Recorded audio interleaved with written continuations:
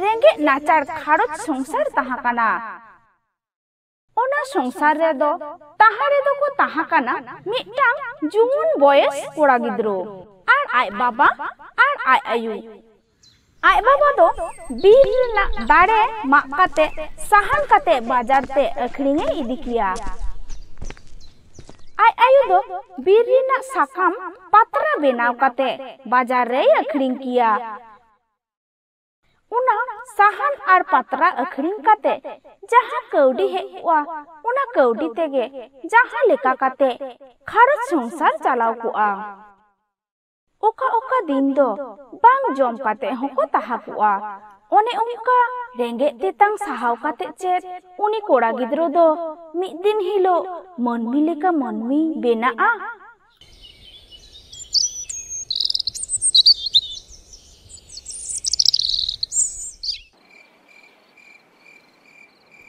दिन आयु दाका दामडी जम ओक्ते उनी गिद्रो आय आयुई मेताय काना यू मिटांग काथान मेन लगिदो काना चे काथा मेन लगिदो काना बाबू मासे मेन गोद में मेन तिना काथा दो नुआ इनमा अडी हुडिंग हुडिंग खन अडी दुख हाड़केत सहाव काते अबिन बिन हाड़ा बुड़ू किदिया नितमा इन जुवना काना आदो आय बाबाय मेनिदा हे बाबू नितमा आमेम हाड़ा जुवना काना आर बुद्धि दिसो हुदिस को हो नासे रे हम सेरावा कादा इन हो बाबा साला बीर ते साहान मा इन चला साहान मा काते बाजारी अखरिंगा ताहले आबुआ खारोज दो निर्होय तेगे चला आदो आय आयुई मेन गो केदा आम ठीक कथा मेन कादा बाबा ओंका गे आय बाबा लिका दिनों बीरिना दाड़े मा काते साहान काते बाजार रे अखरिंगे इदिया आय बाबा आय आयु संसार रे गड़ो सपो एमाकिना मिद दिन तिकिन बिरा दामाडी जम अक्तो आय आयु गालमाराव तालाते लेईदा हिंदा बाबू आपात पे होड़ते दिनों कमी काते हो नोंका गे नाबुआ खारोज संसार दो तीस हो निर्होय तेगे बांग चलाव लीना सड़गे तो बाबू एंगात चे लेकाते आबुआ खारोज संसार दो निर्होय ते चला बाबू जखन हुडिंग हुडिंगे ताहाकाना उन खुना गे आलांग दो बाबू बांग जम काते लांग हाड़ा बुड़ू के दिया नितमा बाबू कमी गड़ो काते नासे रेहो कौडी गड़ोय एमालांग काना ओनाते हो आबुआ अनोट गे बांग चाबा काना सड़गे बा इन हाड़ा कातेन हो आबुआ जम नुआ बनुआ आबुआ हड़ो बंदेया बनुआ ओने तेगे मने मने मेटांग हुदिसिन गोटा ठीक आकादा आदो आय आयुई कुली गो केदिया चेत हुदिस दम गोटा ठीक आकादा हुदिस तो नुआ काना यू इन आर बाबा दो लातार दिसम कमिलिन चला आर ढेर कौडी टाका लिन उपाय अगुया आदो आय बाबाय मेन गो किदा ठीक कथा मेन कदा बाबू ठीक कथा मेन कदा हिंदा बाबू अबिन मा ओलो पढ़ा बांग बिन बाडाया बास मोटर गाड़ी दो चे लिकारे बिन ठोकोया आदो उन्हें गिद्रोय ले गो किदा बाजार रेन हरदिकु को दो बलिंग कुली ठीक कुआ आर हरदिकु की अलिन बाको उदु उपरू मले냐 उन्हें गिद्रो आर होय ले गो किदा बाबा तेहन के ताहले लातार दिसम कमी तिसलांग चला ओना लगी ते दिन महालांग नेडाय लेगे आदो आय बाबाय मेन गो किदा तेहन दो हुयुक काना सोमवार हिजुक कान सोनी चांदो हुलुक लांग ओडक मुठा आदो आयुई ले गो किदा हिंदा बाबू इन इकला दोहटो काते बिन चला तीस कोते दो बिन रुओरा यू नुआ दो छेट चांदो काना अलिन दो सुरहाय चांदो कोते लिन रुओरा आर सानाम कोते बोन सुरहाय पड़ोपुआ आदो आय बाबाय लेईदा बाबू ताहले आलांग दो आलांगा सापाप को हाते ओड़ा खोनते बीर डहार तिलांग ताराम चला आर बाजार रे चलाव काते बास मोटर गाड़ी तिलांग नाम लेखाय लांग देजोआ आदो उनी गिद्रो आय बाबाय कुलिये काना बाबा चलाव लिका कौडी टाका मेना आतो आदो आय बाबाय लेईदा उना दो आलम भावना हुदिसा आर जहां लेकाते लातार दिसम कमिलांग चलाव लेन खान कौडी दुलांग जुगाव जतन दोहया नेल नेलते सोनी चांदो दिन महा सेटरीना ᱟᱫᱚ ᱩᱱᱤ ᱜᱤᱫᱽᱨᱟᱹ ᱟᱡ ᱟᱭᱳᱭ ᱢᱮᱛᱟᱭ ᱠᱟᱱᱟ, ᱢᱟᱭᱩ ᱞᱚᱜᱚᱱ ᱞᱚᱜᱚᱱ ᱟᱹᱞᱤᱧᱟᱜ ᱥᱟᱯᱟᱵ ᱠᱚ ᱥᱟᱹᱛ ᱥᱟᱯᱲᱟᱣ ᱠᱟᱛᱟᱞᱤᱧ ᱢᱮ। ᱟᱫᱚ ᱟᱡ ᱟᱭᱳᱭ ᱢᱮᱱ ᱜᱚᱫ ᱮᱫᱟ, ᱦᱮᱸ ᱵᱟᱹᱵᱩ ᱞᱚᱜᱚᱱᱚᱜ ᱠᱟᱱ ᱜᱤᱭᱟᱹᱧ, ᱟᱢ ᱟᱨ ᱟᱢ ᱵᱟᱵᱟ ᱦᱚᱸ ᱞᱚᱜᱚᱱ ᱥᱟᱹᱛ ᱥᱟᱯᱲᱟᱜ ᱵᱤᱱ। ᱟᱫᱚ ᱟᱡ ᱵᱟᱵᱟᱭ ᱞᱟᱹᱭ ᱮᱫᱟ, ᱟᱹᱞᱤᱧ ᱫᱚᱞᱤᱧ ᱥᱟᱹᱛ ᱥᱟᱯᱲᱟᱣ ᱠᱟᱱ ᱜᱮᱭᱟ ᱜᱚ, ᱟᱹᱞᱤᱧᱟᱜ ᱥᱟᱯᱟᱵ ᱠᱚ ᱟᱹᱞᱤᱧᱟᱜ ᱥᱚᱨᱛᱮ ᱟᱹᱜᱩ ᱠᱟᱛᱟᱞᱤᱧ ᱢᱮ। ᱟᱫᱚ ᱩᱱᱤ ᱟᱭᱳ ᱦᱚᱲ ᱩᱱᱤ ᱵᱟᱵᱟ ᱦᱚᱲᱟᱜ ᱛᱤᱨᱮ ᱢᱤᱫᱴᱟᱝ ᱴᱟᱸᱜᱤ, ᱢᱤᱫᱴᱟᱝ ᱦᱟᱯᱟ ᱟᱨ ᱢᱤᱫᱴᱟᱝ ᱢᱩᱴᱨᱟᱭ ᱜᱚᱜ ᱟᱫᱮᱭᱟ। ᱟᱨ ᱩᱱᱤ ᱜᱤᱫᱽᱨᱟᱹ ᱫᱚ ᱢᱤᱫᱴᱟᱝ ᱵᱮᱜᱽ ᱟᱨ ᱢᱤᱫᱴᱟᱝ ᱦᱟᱯᱟᱭ ᱥᱟᱵ ᱟᱫᱮᱭᱟ ᱟᱨᱮ ᱠᱚᱭᱚᱜ ᱜᱚᱫ ᱠᱟᱜ ᱠᱤᱱᱟ।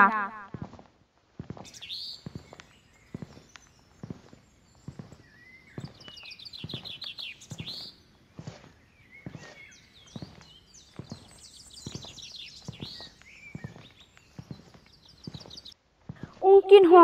बीर तालाते ताराम ताराम ते बाजार किन सेटर किदा दुरुब जिरो काते दाग किन न्यू किदा। गोटा के बास गड्डी रास्ता गोटा हॉर ते के गड्डी चला कना आर बास गड्डी तो अकिना सोर ते के हिजुक कना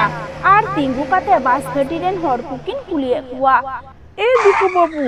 नुआ गाड़ी कुथाय जाबे? आदो उनी गड्डी रेन हॉरे लेईदा, कुथाय जाबिक? आदो उनी गिद्रोय लेईदा, हमरा नामाल कामी करते लातार दिसम जाबो। आदो उनी गड्डी रेन हॉरे लेई गो किदा, चापो एटा मारांग बाजार पूर्व बर्धमान जाबे। आदो आय बाबाय मेनिदा, ए बाबू नुआ गाड़ी चाला आया चललांग देजोआ। आदो अकिन सापब काते बास गड्डी छादरी किन दे इना।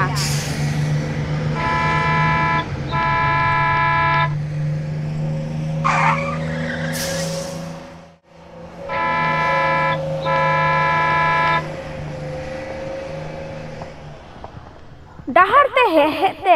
मिटटांग दिकु हर किन नेल नाम केदिया। आदो उनी दिकु हर किन कुलिया कना, तोदेर दिके चाष कामी हबेक बाबू? आदो उनी दिकु हरे लेईदा, चाषेर काज हबे तो, तोमादेर बाड़ी कोथाय? आदो उनी बाबा हरे लेईदा, हामादेर बाड़ी झारखंड जंगलेर भितर। आदो उनी दिकु हरे मिता किना, ताहले इंशाला हिजुक बिन इना खेत बोइहर रेगे बिन कमिया। आदो उनी गिद्रोय मेन गो किदा, चलोलांग बाबा आलांग तो नुई दिकु हर साथे गिलांग चालाआ आर उनिया बोइहर रेगेलांग कमिया। आदो उनी दिकु हर साला गे किन हे इना। आदो उनी दिकु हर दो मिटटांग चाला ओड़ा रेगे उनकिन दो ताहाय एमा किना आरे मेता किना, अबिन दो नोडे गे ताहान बिन, दाका दा मडी को चोंदा इसिंग जंग बिन, जहानाक लक्ति दरकार होये बिन खान इन मेताविन बिन। आदो आय बाबाय लेई किदा, ठीक गिया किशोर दिकु आम गिलिन मेतामा हा। आर आजम बिन गापा सेता कान से चास कमी बोइहर ते चाला हुयुग तबिना। आदो आय बाबाय मेन गो किदा, ठीक गिया किशोर दिकु भोर निदु अक्तो बेरे काते दाका दा मडी कुलिन इसिना।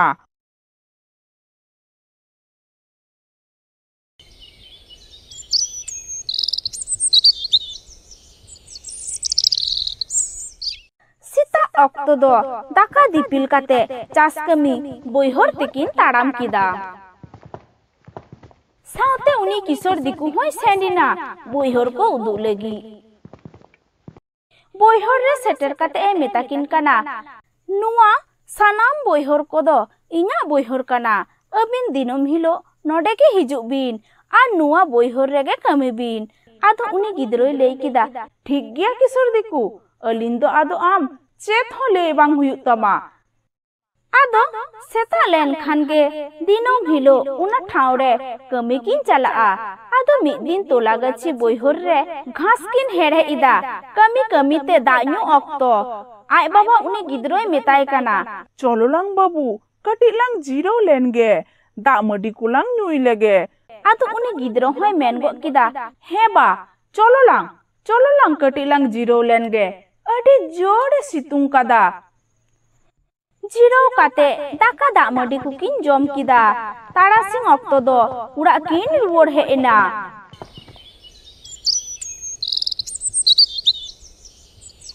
उनका तेगे सुरहाय चांदो सेटरिना। आदो मिद दिन अयुब बिरा आपा हपन किन गालमाराव काना बाबा अडी दिन गिलांग हुईना कमी को हमा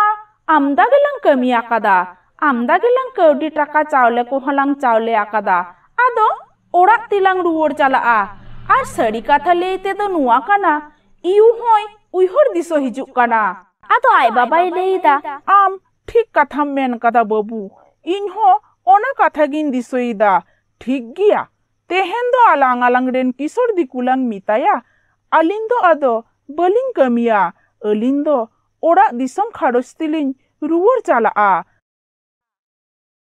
आदो ओना ले लगी ते किशोर दिकु ठेन किन हे इना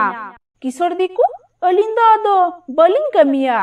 अडी दिन गिलिन कमी तालातिलिन ताहा बासाइना कमी कमी ते होलिन लांगा सो तकाना आर सड़ी कथा लेते दो नुआ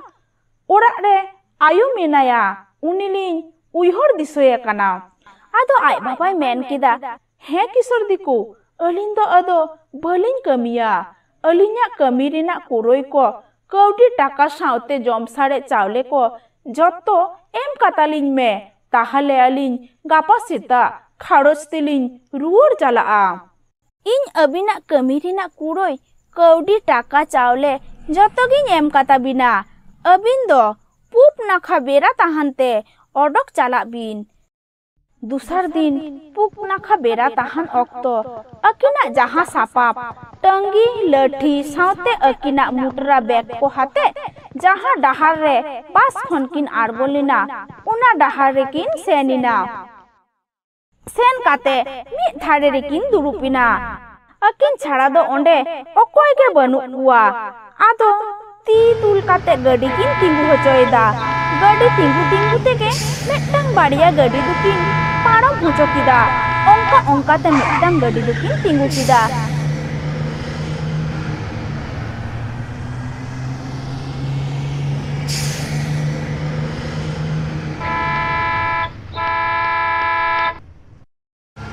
आदो गडी चला चलाते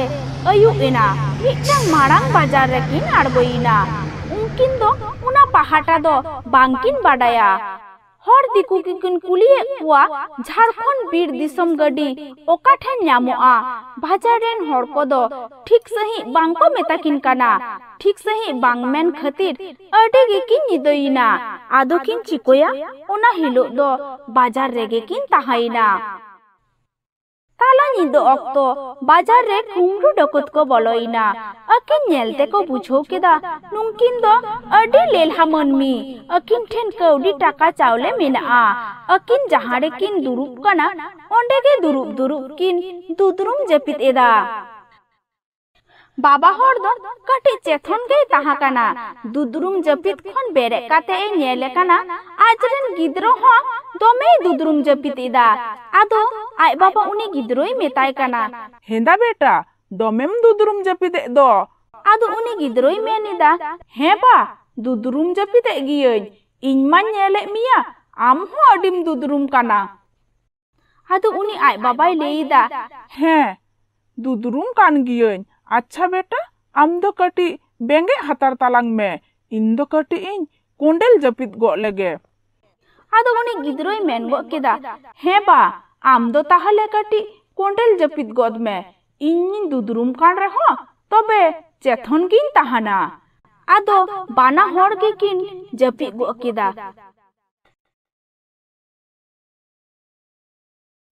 ठीक उना अक्तोरे उनकिन बाड़िया कुमरू दो अकिना स्थानाम जिनिस को किन कुमरू इदी किदा सीता अक्तो दो जपित एभेन काते किन नेलिदा अकिना स्थानाम जिनिस कौडी टाका चावले मुटरा डकत को कुमरू इदी कदा आतो आपा हपन किन चिकोया बाना होड़गे दुग जालाते हुड़ी बिकोल किन राकिदा आदो आय भाब आय मेनिदा हेंदा बेटा आलांग दो चेत अकोया बड़ी कमी दुलांग कमी लेते ओना खातिर आलांग रेंगे तेतांग साहाव काते जहाँ नामाल कमी काते कौडी टाका चावले लांग जोगाव लेदा ओना हो छतो कुमरू को इदी के तालांगा आदो उनी गिद्रोई लेइदा चांदो बुंगा आले दो रेंगे नाचार लेलहा मन्नी रेंगे बाले सहाव दारे खातिर अतु दिसम बगी काते जानम आयु बगी काते सुख निर्हय तेले ताहाना मेनते नामाल कमी लातार दिसम लिन हेलिना ओना हो आम बाम सहाव दारेयादा चांदो बुंगा जहां अलिया लोलो सितुंग दा जपु सहाव काते अलिया दुखमो टाका कौडी चावले को इदिया कादा उनको दो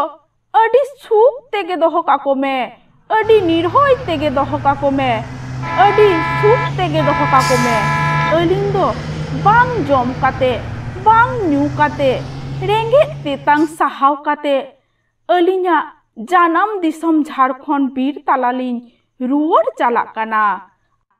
आदो ताड़ाम ताड़ाम ते अकिना दिसम झारखंड किन रुवर चालाविना।